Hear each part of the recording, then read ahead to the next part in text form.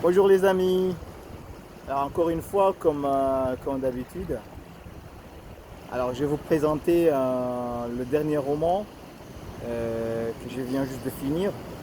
Et là, je suis assis là près du palais présidentiel, au bord de la mer. Et là, il y a le coucher de soleil. D'ailleurs, je vais en profiter pour faire juste une pause, enfin juste une petite photo. Allez.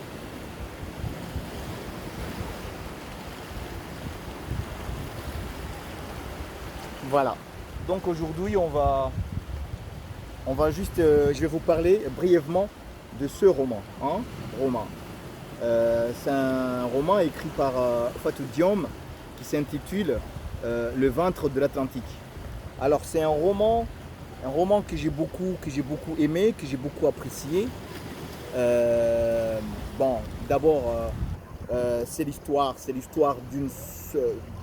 entre une sœur et un frère. En l'occurrence, la sœur en question, c'est la narratrice du roman qui s'appelle Sally, et qui a eu la chance de s'installer en France par des circonstances que si vous lisez le livre, vous verrez vous-même. Et de son frère qui s'appelle Madiké, qui aimait beaucoup le foot, qui était un fan d'un club européen, d'un grand club européen, en tout cas un club qui joue dans le championnat d'Europe, euh, et qui vivait au pays, au Sénégal, euh, et qui voyait en sa sœur euh, la, euh, la preuve vivante euh, qu'on ne peut réussir qu'en France, qu'on ne peut réussir qu'en Europe, qu'en étant en Europe. Alors c'est une idée reçue, très bien répandue chez nous en Afrique, comme quoi le bonheur il n'est pas là en Afrique, mais le bonheur il est toujours ailleurs, surtout en Europe. Parce qu'on voit des gens qui débarquent avec des 4x4, qui nous font croire que la vie elle est tout belle là-bas. Et la plupart des gens qui sont là pensent, se laissent facilement entraîner dans cette illusion comme quoi la vie elle est forcément meilleure en Europe. Donc ils veulent tous aller en Europe. Donc le roman de Fatou Diom n'est rien d'autre que le résumé euh, de, ce, de ce débat entre ceux qui pensent que la solution elle est dans la solution à nos problèmes, à cette jeunesse-là, elle est dans l'exil vers l'Europe en traversant l'Atlantique, en traversant la Méditerranée, en passant par le désert du Sahara, qui prennent des risques souvent, des risques pas du tout mesurés, des risques stupides.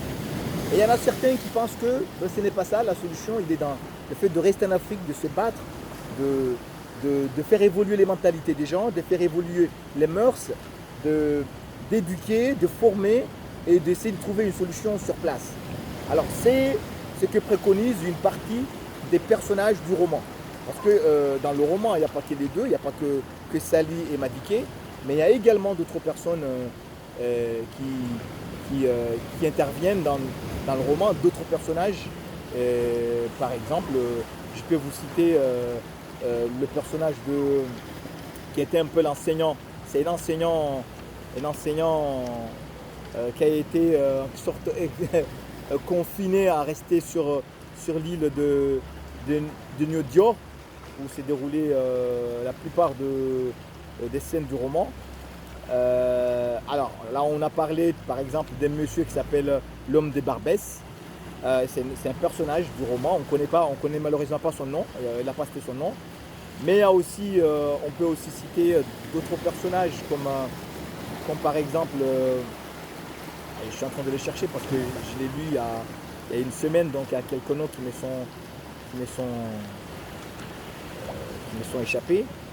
Et- mais en gros, dans le roman, vous avez ces différents personnages. Il y avait un enseignant qui en fait était le seul enseignant fonctionnaire de l'État, qui a été un ancien syndicaliste, mais qui a été condamné par le gouvernement sénégalais à passer toute sa vie sur l'île et à ne jamais quitté l'île comme punition. Donc le révolutionnaire qu'il était, parce qu'ils ont voulu le mettre l'a envoyé sur cette île pour qu'il n'ait pas à propager ses idées révolutionnaires et syndicalistes.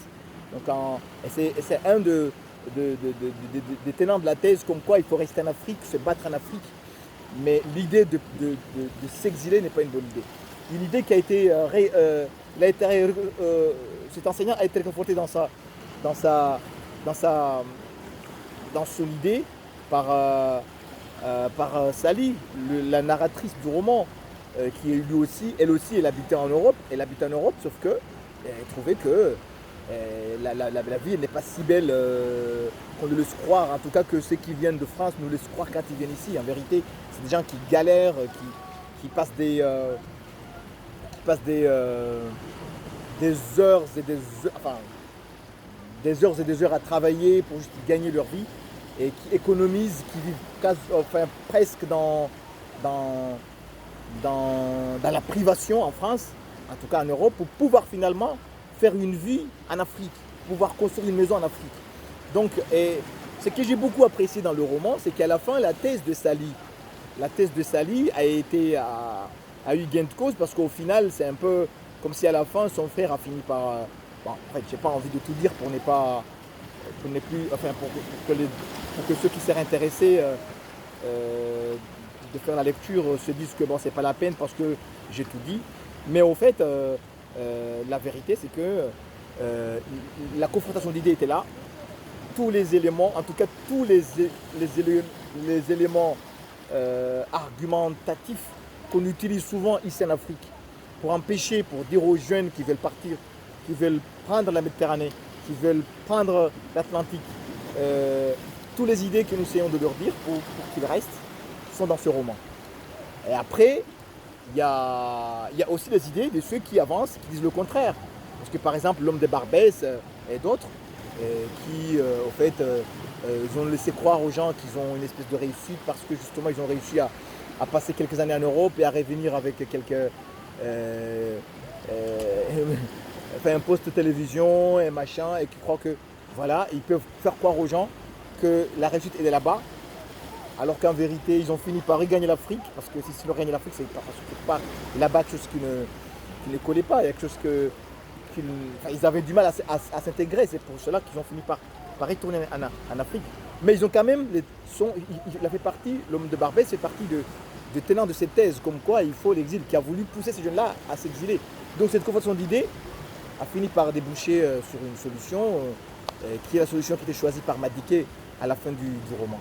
Donc en gros, et voilà, et au passage, il y a aussi des éléments intéressants par rapport au statut de la femme dans ces endroits, dans ces contrées reculées d'Afrique.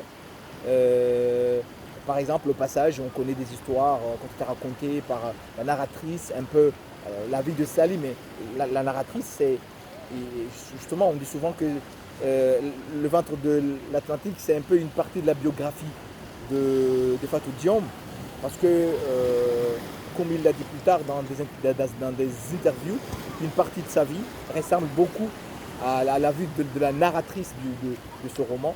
C'est son histoire, avec le fait qu'elle soit une fille naturelle, c'est-à-dire sa mère a décidé de prendre un mari, son mariage, parce que la famille ne voulait pas. Un tas d'histoires en fait, qui en fait, nous met face à ces réalités-là africaines, à ce traitement réservé à la femme africaine, surtout les femmes qui évoluent dans ces milieux-là. Voilà. Donc en gros, je vous encouragerai à aller lire le livre, parce que le livre, si vous le lisez, vous ne le regrettez pas. On comprend beaucoup de choses sur le Sénégal, on comprend beaucoup de choses sur la culture sérère, parce que la narratrice est une sérère, mais on comprend aussi beaucoup de choses sur les conditions de vie de ces personnes-là qui vivent en France et que nous adoptons comme, enfin en tout cas que nous considérons à tort ou à raison comme étant des modèles de réussite, alors qu'au fond c'est des gens qui souvent galèrent, mais en rentrant au pays ils ont du mal à dire la vérité, donc je préfère plutôt faire croire que c'est la réussite, il faut que tout le monde vienne. Donc je vous dis à la prochaine, et je vous encourage vivement à aller lire ce roman, et je pense que vous ne le regretterez pas. Salut!